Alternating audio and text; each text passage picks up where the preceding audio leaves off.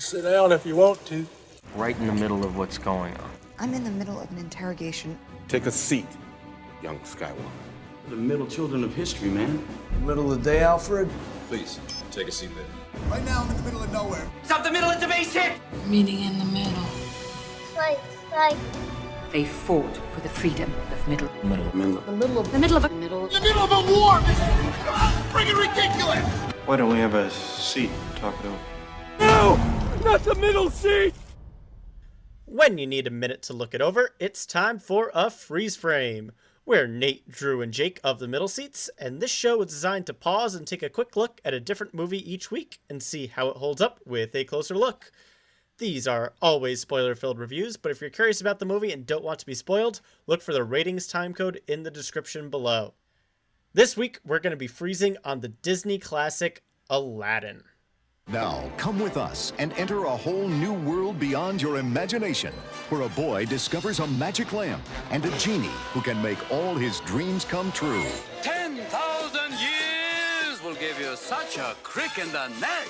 You're a genie? That's right, he can be taught. Genie, I wish for you to make me a prince. Prince Ali, but is he only a Babwa? It's the story of a poor boy from the streets and a beautiful girl from a palace.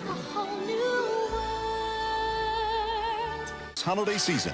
Walt Disney Pictures, Aladdin. You never had a friend like me. Aladdin is one of the most beloved Disney movies, especially to our generation that grew up watching it. But if you're one of the 5 people on Earth that hasn't at least heard of it, here's a quick synopsis. The story takes place in the Arabian-inspired kingdom of Agrabah and tells the tale of the street rat Aladdin and his adventures with Princess Jasmine, his monkey pal Abu, while they thwart the plans of the evil Jafar and Iago. And of course, the legendary Robin Williams plays the genie, which is just iconic and so much fun. But I digress. Let's go into a little bit more detail. What do we think about Aladdin? Let's start with Jake. Well, Aladdin is obviously, without a doubt, a classic. It's always one of those that just sticks out as one of the better, animated movies of our time, really. Like, I watched it as a kid over and over again. I loved it. I loved the music. I loved the characters. Even Jafar. I thought Jafar was a very cool villain as a kid. So yeah, I loved, most of Aladdin as a kid, and the thing that sticks out today is still Robin Williams as the genie. Just, my God, when they inevitably do a live action version of this, good luck to whoever has to do that. It's Will Smith, isn't it? They cast that already. Yeah, that's official. Oh, they casted that already? Yeah, it's Will Smith. Way behind the ball then. Well, good luck to him. What are we? Some kind of genies? Stop it. Drew, what do you think about Aladdin? He's gonna come out like Big Willie from the Fresh Prince of Bel-Air.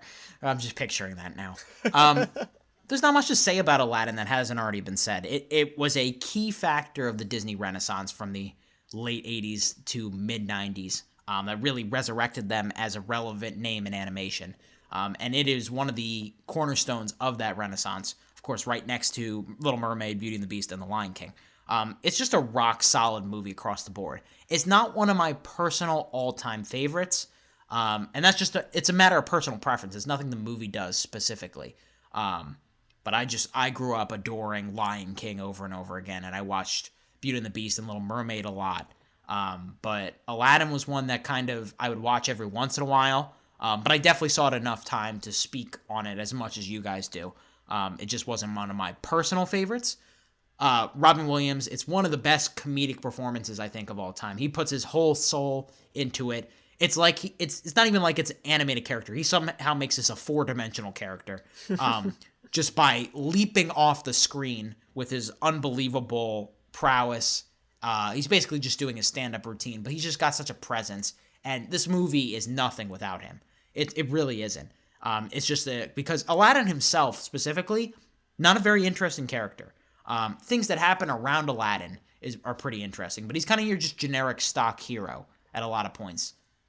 It's your whole rags to riches story that you've seen dozens of times before, but Disney really does that formula very, very well. They take something that feels stock and makes it feel fresh with really ingenious colors and music, and humor and fun.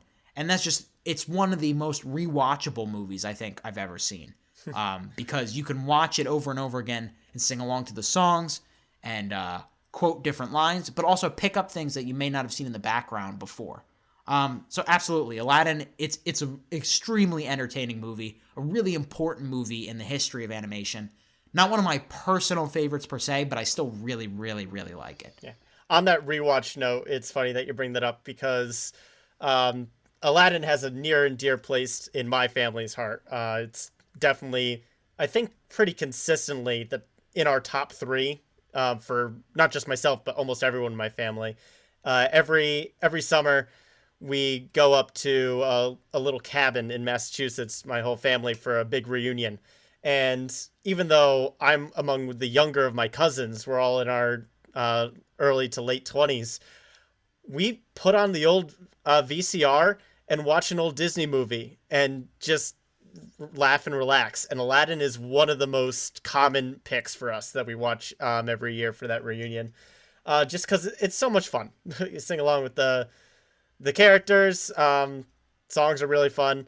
I'll kind of disagree with you on Aladdin being boring, but I can kind of see where you're coming from, Drew.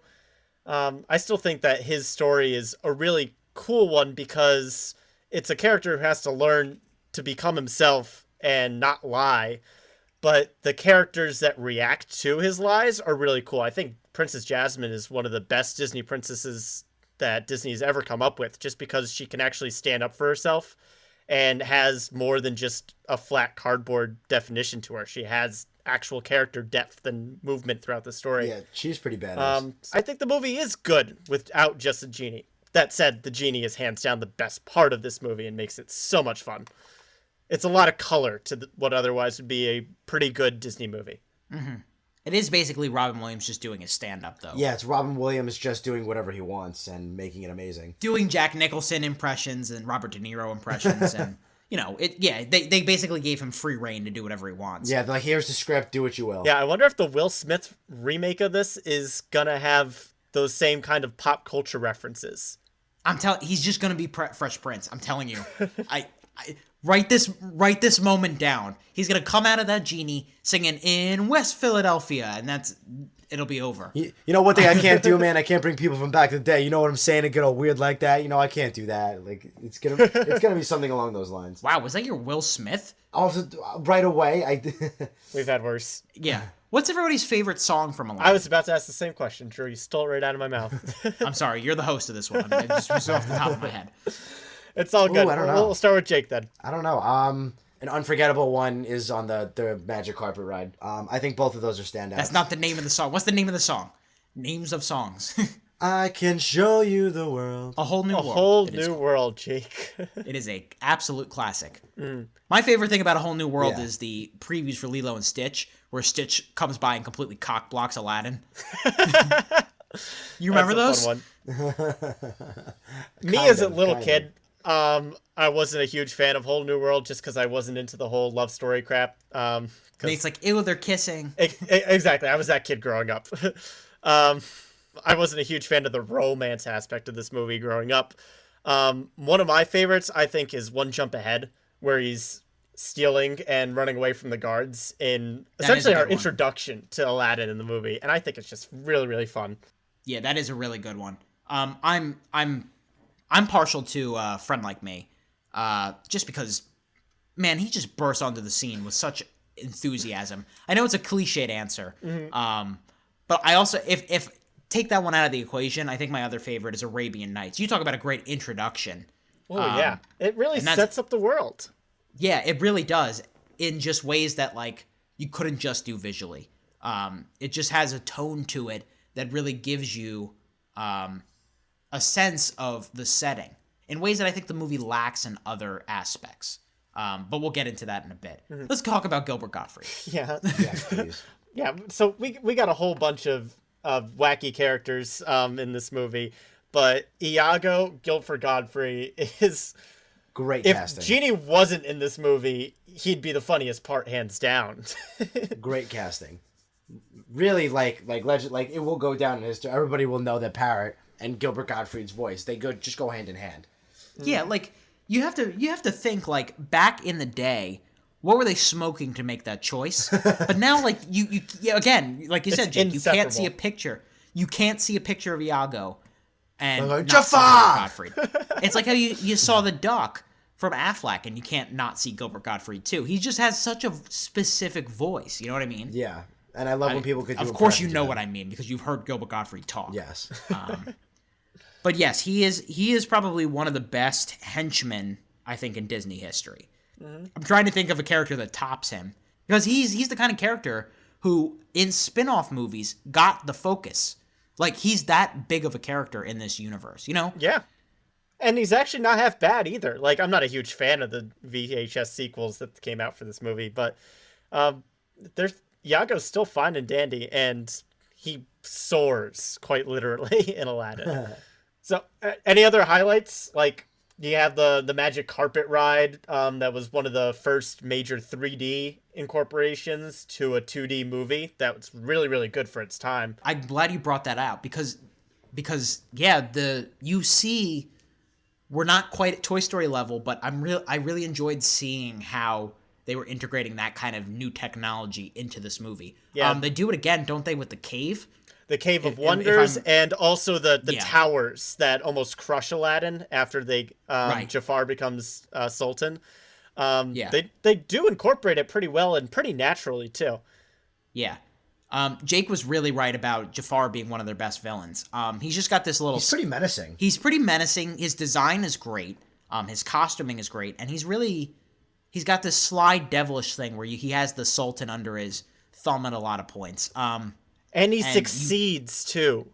Yeah, he's dangerous because he's so smart. Mm-hmm. Like him and Scar are probably right up there in terms of the most successful villains of their movies, and they just do a great job of not only being intimidating and fun in their own right, but actually posing cool challenges and foils to our main characters.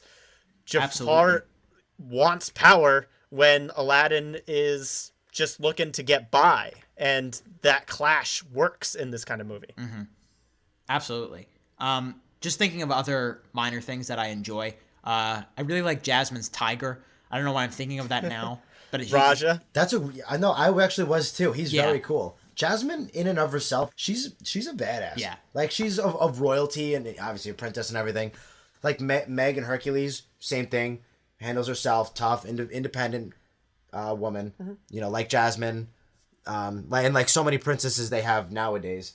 And you know, her tiger kind of adds to that, I think. And I do think though, if I'm going to be a little critical of that point specifically, Jake, and this is a minor thing, but the costuming for her is kind of like we're not there. Like that's like true. we just got midriff. That's true. Midriff for days. Well, you have Bikini and Little Mermaid. You got to call that one out too. Well, she's a mermaid. That's different. I know, and overall, I agree with the Jasmine sentiment. I kind of like how the tiger's basically the disapproving dad when the Sultan's not around. That's a very good point. All right, I think this is as good a time as any to switch into ratings, guys. What would you give Aladdin on the seat scale? Let's start with Drew. The thing I'm thinking of specifically in relation to Coco is that this movie, while it takes place in a Arabian setting per se, it lacks certain flavors of Arabian culture. Like, Aladdin doesn't feel like an Arabian guy, you know what I mean? Like, he's voiced by the guy from Full House. He feels like just kind of your average American boy that just happens to be living in Arab. And I think that's an example of how far Disney has come, where these movies were taking place in foreign settings, yes, but the characters don't especially feel culturally relevant to their settings.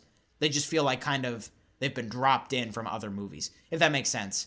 Yeah, like the best taste that we get of Agrabah is the market. Absolutely, and yeah.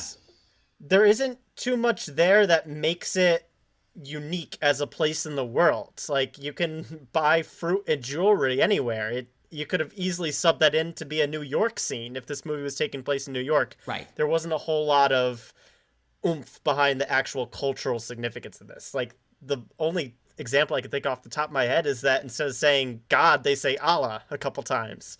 And that's not representation of the culture. Right, absolutely. And they got better about it just a couple years later, even with once we get to Mulan. They were a lot better about it. And I'm not expecting this movie to be very, culturally realistic per se, because then we wouldn't have Robin Williams as the genie, and this movie would suffer a lot more for it. I'm just saying it's very interesting to see how far we've come, where now we've got Coco, which is a great movie that also happens to really represent a diverse culture and represents minorities really well. Just an observation more than anything. I'm not really taking points off of the movie, because I do think Aladdin is very entertaining. It's certainly a plush recliner movie. It's a movie you can sit in that plush recliner, watch over and over again. It's an animated classic. It's not one of my personal all-time favorites, but I absolutely recognize that for a lot of people it is, and I really, really do enjoy it. I think ditto for me, maybe slightly higher. It's been a little while, but knowing how I am with ratings, I can't give it a royal throne just because it doesn't stand out to me as one of those movies from what I do remember. But again, looking for more. If anybody has any suggestions how to add descriptive words to a plush recliner, please help. Because I have a lot of plush recliners nowadays, and all of them are different and different versions of plush recliners. But this is another high-end, expensive plush recliner that is worthy of being sat in and watching these higher-end movies that aren't quite of royalty. Well, just make them based on the movie. Like, you could just say, like, oh, I got this plush recliner at the market. The Arabian market.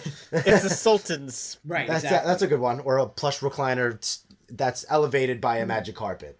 Well, for me, this is definitely the Sultan's royal throne, and it looks like I'm going to become the softie of the group here, giving out royal thrones willy-nilly. Which is weird, because I haven't gotten that impression from you in the first couple of Nate's weeks. all like, You're the Nate's ones all dropping like, step away from my daughter, and this movie has tonal issues, but royal throne. I guess he's more of the extremes, I guess. Than I guess so. That's good. But honestly, I can't go down on this film. Not only is this nostalgia fest for me, because this is my second favorite Disney movie of all time, only behind Lion King for me. But it's just such a capstone of my childhood growing up, not just from my own personal experience, but with my family. And it was a huge part of growing up for me. I just love this movie. I love the music, love the jokes. Could probably quote the entire thing if I tried. And easy royal throne for me. So I think that'll just about wrap it up for us at The Middle Seats. Here's how you can get in touch with us. Please like, comment, and subscribe to our YouTube channel, The Middle Seats. We're also on Facebook and Twitter, both at The Middle Seats. And our email for any questions, comments, or suggestions at themiddleseatshow@gmail.com. What do you think about Aladdin? Is it a royal throne for you? Is it a little bit less on the scale? Let us know in the comments down below. Anything you can do to keep the conversation growing is greatly appreciated. That'll do it for this week's Freeze Frame at The Middle Seats. I'm Nate Lungarini. We're joined by Jake Hensler and Andrew Roget. Keep that seat warm, everyone. We'll be back soon.